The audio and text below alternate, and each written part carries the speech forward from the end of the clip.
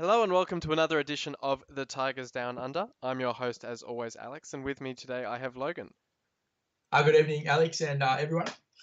It's a bit more of a positive attitude this week, perhaps ignoring the transfer window to start with and looking at on-field results. And we've finally got a positive result in the FA Cup against Nottingham Forest, and then a point at home to Leeds as well, which we'll talk about in just a second. But we'll start with that FA Cup game.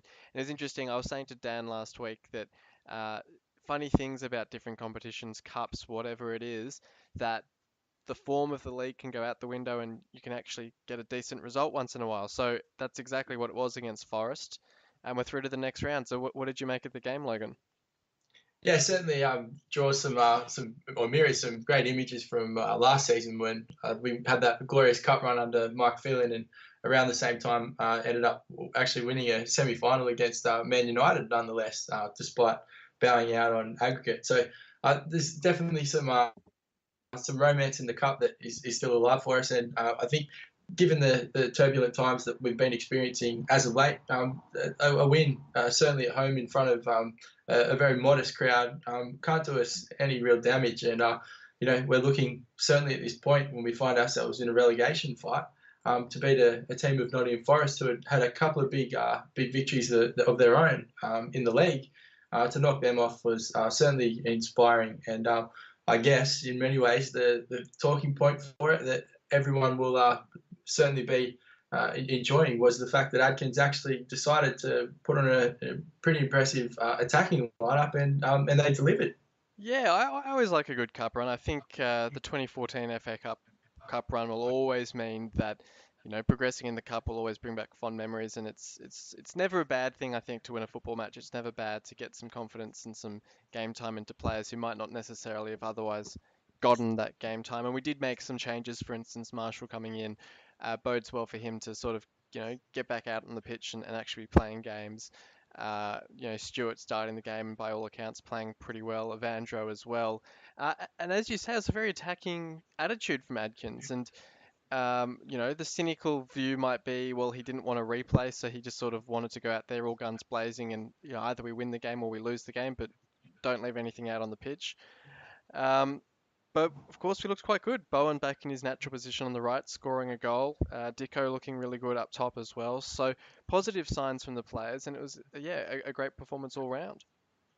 Yeah, certainly. And I think probably another major factor worth considering is that we have kind of had our backs against the wall, and to get a victory against a team like that, particularly at home, whilst I guess that we would be betting far ahead of ourselves to think that we're going to go and knock off Chelsea in the next round, although I dare say stranger things have happened, and we saw that incredible victory by Bournemouth at the bridge this morning with a 3-0 win. So, I mean, anything can happen, but realistically, I think that our eyes are still on the league, and I guess we'll take a win wherever we can get it at the moment. If it does something to kind of change the mentality of those players in the dressing room who have had a pretty long Christmas, so to speak. Yeah, well, you've just touched on there. We did get drawn against Chelsea in the next round, and I guess the silver lining to the timing decision of it being the Friday night game at 8 p.m. over in the UK does mean 7 a.m. our time is a relatively palatable time slot. It's it could be better, it could be the early game at 10 p.m. Sort of thing, but 7 a.m. not too bad. Hopefully we can get out, get a contingent at Cheers or other pubs around Australia and get a decent showing and one of our very rare televised games this season. Yeah, certainly. And I think that now that we have to pay respect that we are no longer considered a big boy, although I guess Hull always will carry that underdog tag when we face Chelsea. It will be nice to see that televised game and to have a shot at one of the big boys can only be a good thing if the performance is a positive one. Well, you've touched on as well that Chelsea have been in a pretty terrible run of form themselves, and the next round of the Cup isn't too far away. It's only 2 or 3 weekends away. So um, seems to be a bit of turmoil behind the scenes at Chelsea. And I mean, if there was any time to sort of take them on and really hope to get some sort of result, it would be now. But the problematic side of that being that three-quarters of our starting 11 defence is Chelsea loanees. So a few selection headaches down back, I suspect, for Adkins for that game. Yeah, certainly. And I think that the Chelsea players or the Chelsea loanee players would have been watching that one, the cup draw, with much interest. And obviously not being able to play that game, that will be an interesting one. But I guess that you probably also need to consider the other side of the coin is that Chelsea certainly aren't having the best Premier League season, and they'll probably be looking to pick up wherever they can. And I think that they would be targeting the FA Cup as one of their biggest chances of rendering any kind of silverware this year. Well, we'll preview that game in more detail a bit closer to the event, but we'll move on to our other result of the week in the league, and it was a rare week without a loss, which is always a good thing. It was only a 0-0 draw with Leeds, but we definitely looked the more attacking side. It was interesting, I guess, after the cup game that Adkins still decided to make. I think it was 5 changes in total from that cup game with McGregor, Tamori, Dawson, Larson, and Campbell all coming in. And it was a rare switch of formation to two up front, which we haven't really seen too much under Adkins. Um, what did you make of the decision to change a winning formula? I mean, it wasn't as if the cup team against Forest was an inherently second string side, apart from perhaps Marshall in goal. So you feasibly could have seen Adkins start essentially the same team and really sort of carry on that winning confidence. But he did decide to make those changes, and it's sort of dulled our attacking instincts a little bit. Yeah, I also think that we're probably still at a filling out stage, if you will, with Adkins, in the sense that he probably hasn't worked out what his favoured kind of starting 11 side is just yet, and still seems to be kind of chopping and changing a few things. So in his head, I guess he is still in that phase. I think that's probably the reason for the changes, and he would consider all of those players that did come into the squad potentially his, in his starting 11. So that's probably the reason for the changes. With that being said, I guess that the approach to a league game is always going to be very different, particularly with the manner that we find ourselves in, deep in the heart of a relegation scrap. And also a Yorkshire derby at home. It was certainly a game that we couldn't really afford to lose, particularly coming off that result against Sunderland the week before. So I think that he was probably a little bit hesitant in throwing the whole kitchen sink at Leeds, as opposed to the cup game against Forest, where he probably thought, whatever happens here, if we bow out, it's not going to be the end of the world. And was obviously had one eye on Leeds, despite that fantastic result against Forest. It's frustrating as well. I've seen noted in a few places that he seems to be very simplistic in his tactical decisions during games, whether it's a substitution during the game where it seems very much that he goes for like substitutions. He rarely sort of tries to change the dynamic of the game, which is very different from Slutsky, who would always make some quite interesting substitutions at interesting times of the match, whether for better or worse. Um, it's kind of frustrating in that sense, I suppose, that if we're struggling early in the game, it generally sets the tone for the entire match, and it's now been 8 games without a win in the league. You touched on before that Adkins is still sort of settling in and finding his groove and figuring out his best 11. But what's your sense of Adkins so far as a manager? He hasn't been here that long. I think it's just over a month now. But it's interesting to see how much the supporter base is already sort of starting to sour to him. Yeah, but you've also got to remember the time that he's come in. He's the assignment of inheriting this squad, and certainly in the kind of turbulent times that we're experiencing at the City at the moment. The guy always had a task ahead of him. Anyone who steps into a management role under the Allams is obviously got it all to do. We also have spoken in length about Slutsky and the positives that he had, certainly in attack. Under Slutsky, we were very prolific in our goal scoring pursuits, and we kind of found ourselves on the end of some pretty big losses in the sense that they were high scoring games. Since Adkins has come in, whilst we may not have always returned the results that we've been hoping for, he certainly has kind of fixed the other side of the defence. In fact, it was almost non-existent under Slutsky. So whilst you mentioned that the subs or substitutions do seem very like for like, There does seem to be a much stronger resolve about the defence side. I also remember that even under Steve Bruce, when we experienced a lot more success, there were many fans that were soured towards the Steve Bruce approach. That we weren't having many scoring games, and it was 0-0 games or 1-0 games. And even Steve Bruce, who was responsible for a couple of promotions, seemed to have his kind of sour critics, if you will. So I think it's only natural that Nigel Adkins experiences the same thing. I haven't actually made up my mind about Adkins yet, so I can't genuinely say that I'm on the sour side. I'm also not very quick to sing his praises. I think that we need to judge him or give his report card probably after another 5 or 6 games.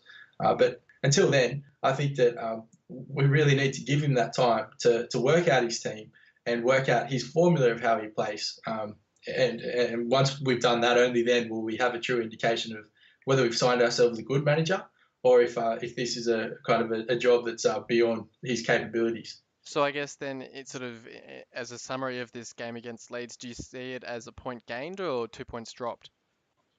It's certainly 2 points dropped in the form that we had multiple chances and were the much better side across the 90 minutes.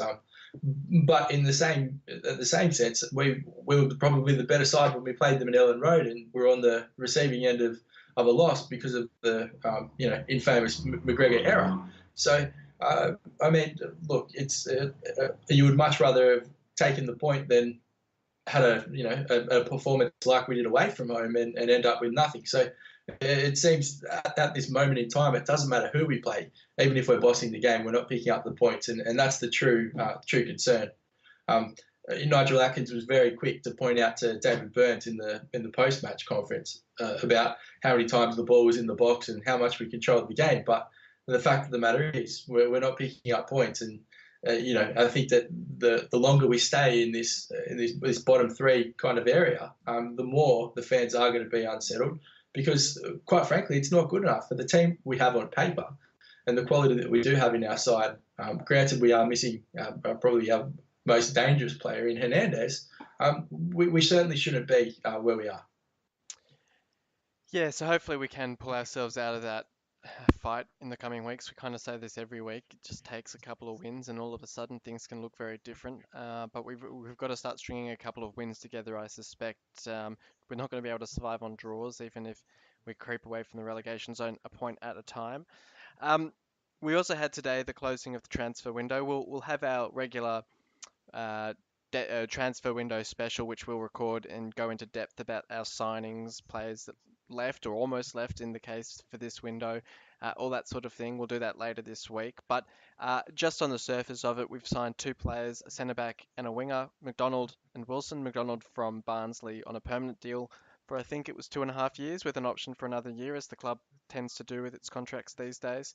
And Harry Wilson on loan as a winger from Liverpool. He can play on either wing, very prolific at under 21s level. I think this is his first exposure to senior football, so that's going to be quite interesting. One of the comments about McDonald as we were pursuing him in recent times was that he had an iron deficiency, which meant that he couldn't play. And I think he was going through regular injections of iron to sort of even just get him through his treatments. And there's a lot of concern that he wouldn't actually be match fit. But by all reports from an interview that he's done recently with the club, he's fit, raring to go. He's been fit for a couple of weeks, and he's basically available for selection for the weekend. So very timely with the injury to Mazouk against Leeds to have another centre-back in the building. And always good to have another attacking option with Wilson available who can play on either wing. So with Grzycki injured, as I suspect he is, though that's a little bit unclear, good to have that option for the left wing, allowing Bowen to go onto the right, but giving us that flexibility. So as we're talking about Adkins needing those options on the bench to change games, once Grzycki's fit, it gives us that option of Wilson perhaps coming off the bench to replace either Bowen or Grzycki, or free one of them up if we want to go more of an attacking, free-flowing formation. I think that has to be the biggest win for the transfer window. We talk about the new players that we've added in McDonald and Wilson, but I think the fact that Grzycki is still on the books at Hull when every kind of opportunity it seemed that he may have been leaving in the off season, he was willing to take. So I think it's a huge victory to still have him there, and I think that if we are to stay up, he's going to have to be pivotal in that pursuit of getting us out of the bottom three. Um, I think it's an extremely underwhelming transfer window, given the position we're in, and even the kind of bid that we made for McKenna from Aberdeen. Extremely insulting, I think, given the magnitude of funds that we had available to us and that we recouped with the relegation at the end of last season and the parachute payments. The fact that the Allams haven't given us anything really kind of points towards kind of reflects on just how poor the situation is at the moment, and the dire situation we find ourselves in with probably a roster that is well below, well, certainly well below what it was at this time last May. And I think that given the fact that we're now signing a keeper from captain of Barnsley who can't get into the team, and a young, unproven Liverpool winger, full respect to those players. And I think that we're always going to be welcoming to new players at Hull and get behind them and support them. But I think that it's extremely underwhelming and a kind of sad tale of what's to come. And of course, the big drama with Dawson, which we will discuss in detail on our special episode. But almost going to Nottingham Forest today, and then it sounds as if from the latest things that I've been reading about it, that the owners were actually quite happy for him to go.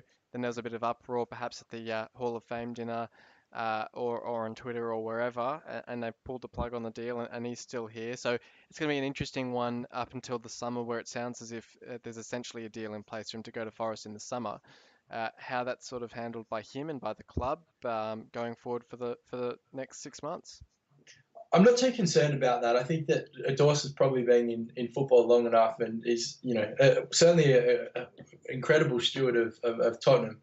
And he's been nothing short of brilliant since he did sign for Hull. So I think, given the kind of attitude that he's always displayed throughout his career, I don't think we have to really worry about him dropping his head in the sense that his performance will suffer. But I think that the concerning thing is that hearing those reports and the fact that the owners were willing to let someone like him go, given the worrying schedule of games that we've got coming up, and the fact that we're not exactly steaming with centre backs at the moment, is probably the big picture and the largest concern. Very concerning indeed. It would have been very interesting if he'd gone, and I mean, I suppose Tamori can play centre back, but it would have been very much a stretch, and then we would have been very low on fullbacks as well. It's probably just a reflection of just how little the Allams know about football, and probably shows how little desire they have to see the club turn around. Senior now has fed Robert Corran. Would it open up here for Hull? Harper going on the outside. Garcia scores this time. He ends his long drought, and Hull City strike first in this critical battle at the bottom. Okay, so we've just heard there the last win that we had out at Preston back in 2010. It's been that long, with goals from Garcia and also Nicky Barmby getting on the score sheet in a 2-0 win. We've only played there once since then. I think that was in 2015 under Bruce, where we had a 1-0 loss. And then, of course, the fixture earlier this season, which it's almost the first signs of trouble in the season. We had a relatively shaky start, the draw against Villa as well, but that loss to Preston, I think it might have been Irvine's first start or first game for the club, and that was probably the first really shocking sort of performance that we put in under Slutsky that signalled that we weren't going to be in for a comfortable season. Yeah, that's exactly right. I think that also when we look at the calibre of team, and full respect to Preston, they're certainly a team that we would have kind of expected to beat a lot over the last few years. Certainly, we experienced some positive times in the championship and never really feared them. They were always an opponent that you expected to beat and that we were somewhat giants compared to.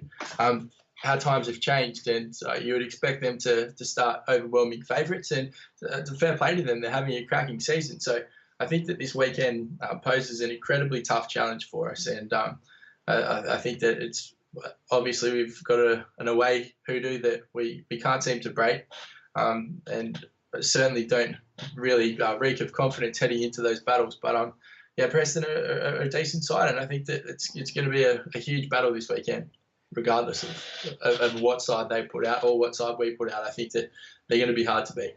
It's an interesting opponent. They're not one of the biggest clubs going around in the league, but I suppose the biggest link between the two clubs is probably the former manager Phil Brown, who has obviously served at both clubs, and then of course when he took over at Preston, he took Ian Ashby with him. So a pretty strong link in that sense. A pretty famous player from City's past who was actually inducted into the interesting Hall of Fame dinner last night in the UK into the City Hall of Fame. Um, Played for Preston, finished his career at Preston essentially, and that's probably the strongest link between the two clubs that I can think of. Um, but yeah, as you say, they're having a great season under Neil, I think, as their manager this season, and sitting in ninth, I think, so just outside the playoff places really. Um, they've looked a little bit shaky of late. They beat up on a familiar opponent yesterday, beating Forest 3-0. So victims of both teams recently were Forest. But apart from that, they've had two draws and a loss in their last four games as well. So it's not as if they're full of confidence and in flying form at the moment. But as you say, having a great season, will start deserved favourites against us. And I think that also, as you said, they're sitting in ninth. Those playoff places are certainly not too far away. They are in touching distance, and interesting to see Fulham sneaking into the six. A couple of weeks ago, when we played them and led 2-0, they were kind of just one of the teams that we had our eyes on for going back to the pack or catching back up and finding ourselves in mid-table. So it does show you that a couple of wins can really boost you up the table and get you into those spots. So I think that Preston will be beaming with confidence and know that that this game's certainly winnable for them. And they take 3 points this weekend, and they're well and truly snapping at the heels of a playoff berth. And conversely, I mean, if we can get the 3 points in that one, it really, at this stage of the season and sitting where we are, 3 points can really make a huge difference and spur on a bit of confidence and a bit of form. Sort of looking over our shoulder at the moment at the teams behind us with Sunderland, Birmingham, and also Burton, not looking, no team is really kind of getting cut adrift at this stage. I mean, Sunderland lost, I think it was 3-0 in the end to Birmingham yesterday morning, but apart from that, they're all sort of picking up points here and there. I think Burton got Burton lost to Reading the other day, but in general, sort of, creeping up on us and not really, letting us pull away from them too much. And it's certainly not worth ruling out. Like, if we think about our performances, the teams or the heavy hitters, I noticed that Derby had wrestled their way up into second, and we certainly looked pretty comfortable against them and probably should have taken the points as well. Against Leeds, we mentioned, against Bristol earlier on in the season, that all of those teams that are, but we led Fulham 2-0. All of those teams that are kind of the top echelon, we don't seem to be afraid of. We don't seem to struggle against them. We look extremely good against them, with the exception of probably Wolverhampton. I think that the Wolves are the one team who this season are just that extra level of class that it kind of has over the rest of the field. But I don't think that anyone else in the championship, we are unrealistic to consider ourselves a chance of beating. So. And whilst it does look worrying times, and we do find ourselves in one of the most concerning positions in the club's history over the last kind of 10, 15 years, I think that it probably does do a lot to instill confidence and realism that whilst we do look far adrift, we're probably not as far out of it as we might feel. Yeah, and of course with Hernandez coming back in the near future, hopefully that gives us that cutting edge, because I think as you're right, we haven't looked too bad against those top teams, and we've certainly held our own against the Cardiffs, the Leeds, derbies of the division. It's really just that cutting edge and finishing touch to really sort of put them away or get on the score sheet and really reward ourselves for the effort we're putting in. So if Hernandez can get back to full fitness or something near full fitness in the next 2, 3, 4 weeks, and we can really start to pay some dividends in terms of our attacking ability, who knows? We could start to pick up a couple of wins here and there and really push on towards mid-table. Yeah, that without a doubt, and obviously that's got to be the aim. I think Grzycki returning to fitness as well, coming back into the team. I think, as you said, in the kind of back end of February, start of March, we will be fielding a team that will look extremely different to the one that's been rolling out. The player that I'm probably looking to also chip in would be Fraser Campbell, because again, 12 months ago, he would have been considered a reasonably attractive proposition in the Premier League as a great striker. So the quality is still there, and I think it's just hopefully a changing of fortune and a few victories around the corner. Yeah, absolutely. I saw an interesting stat recently, which was I think the goals scored by the team with Grzycki and Bowen both starting was I think 29 goals in 14 games versus 13 goals in 14 games when I assume one or neither of them was starting. It's a huge difference to have Bowen on one wing on the right wing in his rightful position and Grzycki on the other. Really gives us that attacking impetus, and then of course you add in Hernandez if he can get back to something near his best, or Campbell as you've touched on there.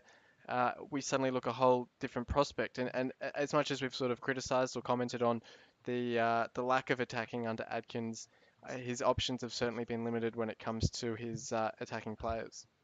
And the scary thing is, as you just mentioned there, Jarrod Bowen, what a season he's having, and obviously he's our leading goal scorer by quite some distance. And looking at that, that's certainly not a signing that the Allams would have banked on having in their arsenal that would become our leading goal scorer and arguably our strongest attacking threat. If you take away the contribution that Jarrod Bowen's made this season, we would be really, really struggling. So full credit to him, and I guess that whilst it's not a household name to many people in the championship, it's fantastic to see that a player like Jarrod Bowen is kind of one of the linchpins and one of the greatest attributes we have at the club at the moment, and long may it continue. And do you have a tip for this game against Preston? Look, the pessimistic side of me, despite the positive showing at Nottingham Forest, I think Preston are probably going to be too strong for us, and I can see them scoring 2 goals. I think we'll probably get on the score sheet, but I'm going to predict 2-1 Preston.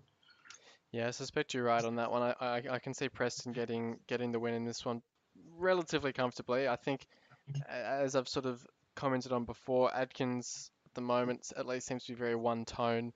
I think if we fall behind, it's rarely much of a chance to see us get back into the game. So I think if they take an early lead, it could be a 1-0 or potentially a 2-1 game. I struggle to see where goals are coming from for us at this stage. But hopefully it pans out a little better than that, and hopefully we can get some sort of result away at Preston. It could be a pretty good one if we can manage it. But thank you for coming on, Logan. Not a problem, as always. And thank you everyone for listening in. Until this time, actually we'll go a little bit earlier next week with our transfer special, wrapping up all of the news out of the January window. So probably coming out around Monday, Tuesday next week. Until then, come on City! You've been listening to the official Hull City Australia podcast. For more discussion, join us on Facebook in the Hull City AFC Australian Supporters Group, or follow us on Twitter at Hull City AFC Oz. The music was created by Amber and Black.